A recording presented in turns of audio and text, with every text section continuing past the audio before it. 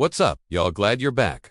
If you've been riding with this channel, then you already know who holds the title for the most embarrassing mayor in the country. The one who couldn't stay quiet even if her career depended on it. Every mic turned into a meltdown. Every camera became a full-blown reality show. And guess what? That hot mess finally exploded in her face. Not only did she get booted from both government seats, she also lost the fake empire she built off drama and delusion. Now the same woman who used to flex online about I'ma starve the bull and I'ma feed the people. Just remember that. What? Bro, what are you talking about, man? starving the board and feeding the people has suddenly vanished. No lives, no speeches, no sound bites going viral, just radio silence. It's almost poetic. The same internet she used to bully and bluff is now dragging her downfall in 4K. She went from yelling about power to whispering through attorneys. That spotlight she chased burned her to a crisp. Because one thing about the internet, it never forgets. She's officially a thing of the past. But let's shift gears to a woman who made Tiffany Henyard look like she was fumbling spare change at a corner store. No joke if Tiffany was misusing taxpayer coins. This woman was running off with Fort Knox. Thought Henyard went wild with those government cards. Buckle up, because what this woman stole over 10 years will have your jaw in another time zone. Quick, if you're new here, go ahead and tap that like button. And if you've been rolling with this channel, you already know the drill. Smash that thumbs up and hit the bell too. Every click counts, and it keeps the fire coming. Whether you hit one or all, it helps us expose these government clowns one by one. Now, let's talk about the undisputed queen of county corruption. Elizabeth got her .c. Elizabeth didn't just dip into the fun, she took a full dive, did the butterfly stroke, and torched the pool behind her. She got nailed for embezzlement, money laundering, and tax evasion.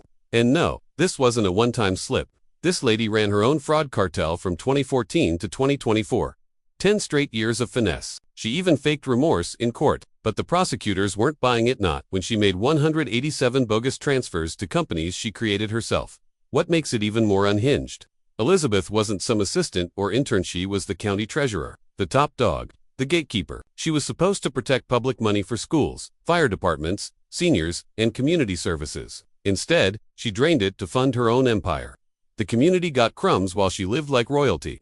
Underfunded programs, stalled services, and this woman out here, Fallon. Prosecutors uncovered pure carnage. 15 government entities wrecked, from school districts to fire departments, losing hundreds of thousands and millions. And Elizabeth, no guilt, no shame, just greed on autopilot. And I know you're wondering, how much? I'll tell you, but let it sink in first.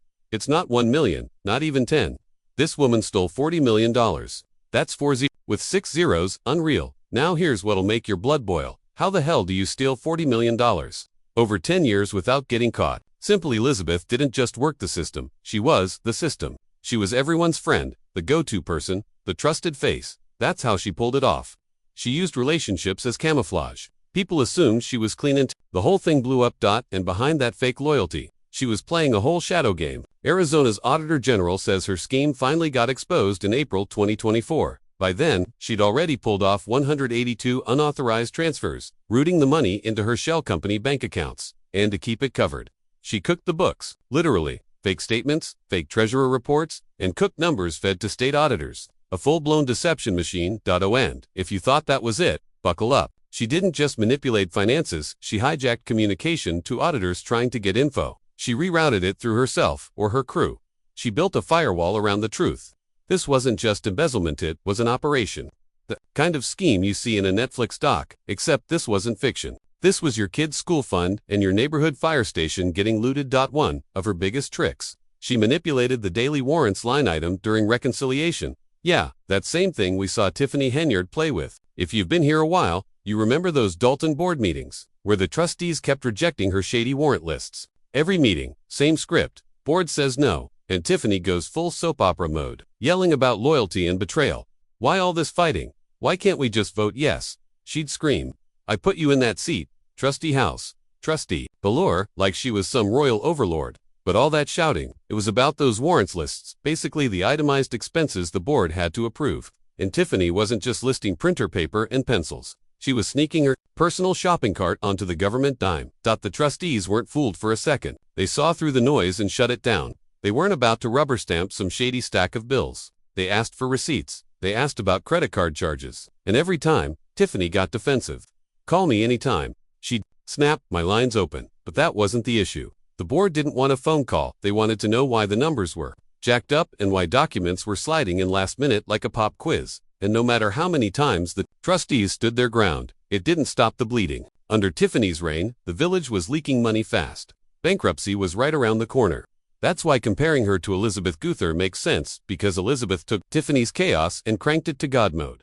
She didn't argue with a board. She was the board. No checks, no balances, just fake invoices, padded payments, and pocketing the leftovers to clean up her own cooked books.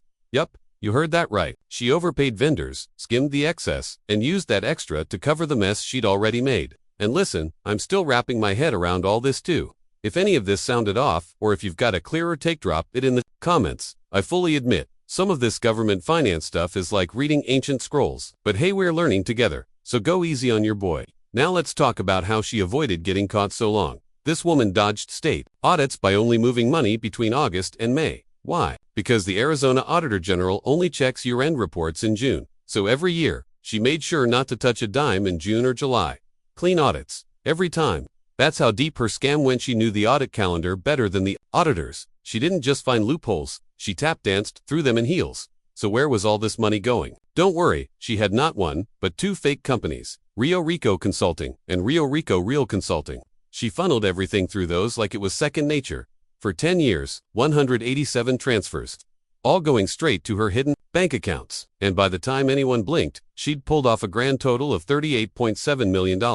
Basically $40 million. Let that number hit you one more time, $40 million, and wait till you see the actual paper trail. I started looking into those wire transfers, and when I say bold, I mean stone cold. From the jump, she had a system.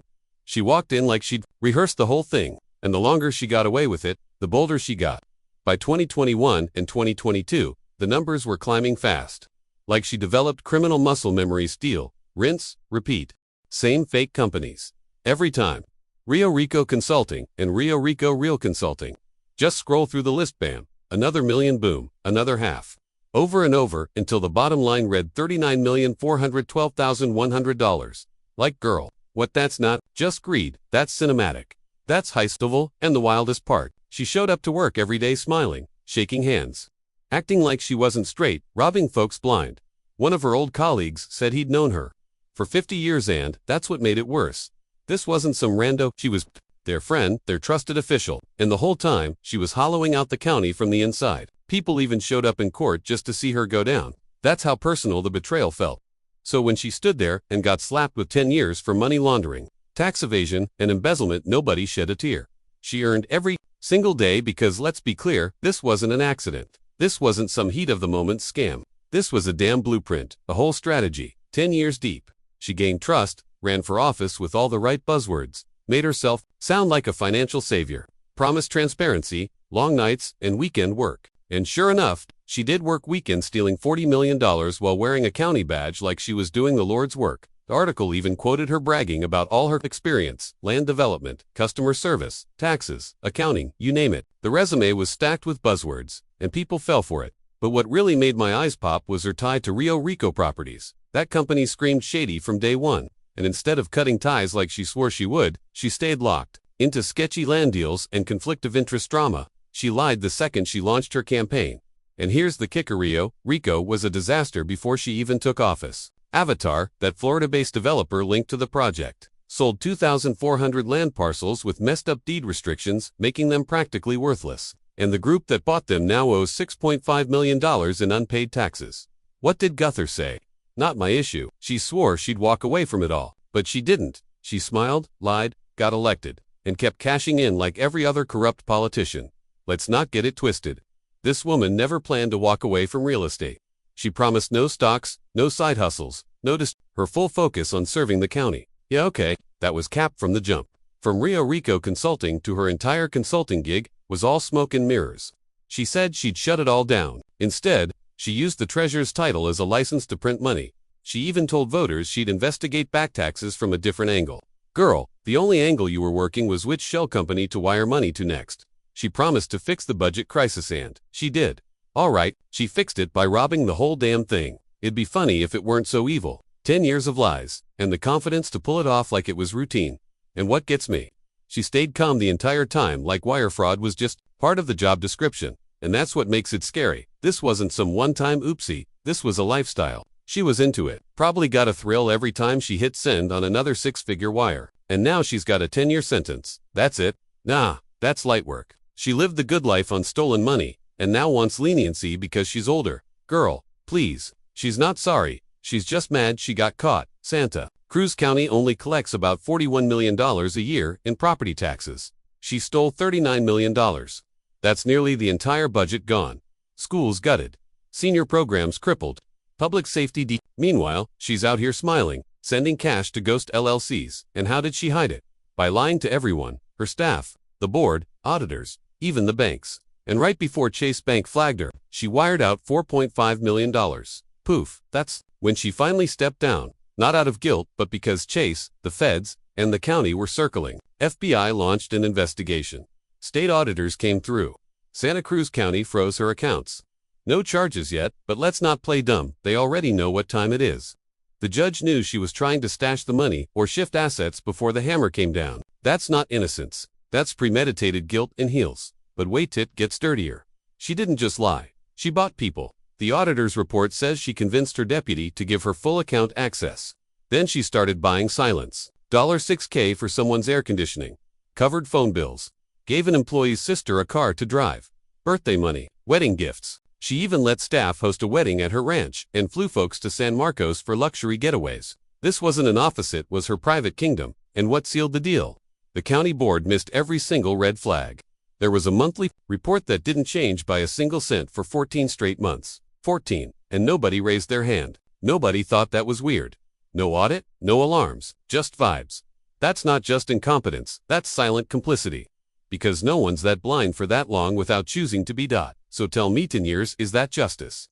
After robbing a whole county blind, manipulating staff, running a criminal wire operation, and selling dreams for a decade straight. That ain't justice. That's a slap on the wrist. She ran a Ponzi scheme from inside the treasurer's office and got less time than someone selling weed. The entire community begged for the max. And still, she walked with a 10-year bid. That's not just frustrating, it's an insult to every taxpayer she screwed. This wasn't a slip-up. This was a calculated, heartless, decade-long heist. And she did it with a smile. Talking about how much she loved the people. Sis, you drained the people. So what do y'all think? Was 10 years enough? Should she have gotten 20? Life. Drop your thoughts in the comments. I want to know, was justice served or was it a joke? And hey, if you've been locked into this breakdown, hit that like button, leave a comment, and subscribe. Because this ain't the only crookout. Here, hiding behind a badge, we've got more heat coming and we're naming every name.